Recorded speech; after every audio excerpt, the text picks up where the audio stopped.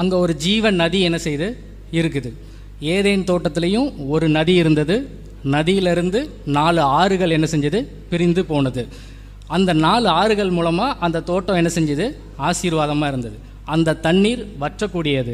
ஆனால் ஆண்டவர் 22வது அதிகாரத்தில் கொடுக்குற தண்ணீர் ஜீவ தண்ணீர். அது ஆண்டவராகிய ஜீவ தண்ணீர் நமக்கு வரும் பொழுது அது வற்றாத நீரூற்றாய் நமக்கு என்ன செய்யும், இருக்கும். வற்றாத நீரூற்றை போல் இருப்பார், வளமிக்க தோட்டத்தை போல் இருப்பார், போலிருப்பாய், வளமிக்க தோட்டத்தை போலிருப்பாய், நம்பி நீ வாழ்ந்திருப்பாய், கால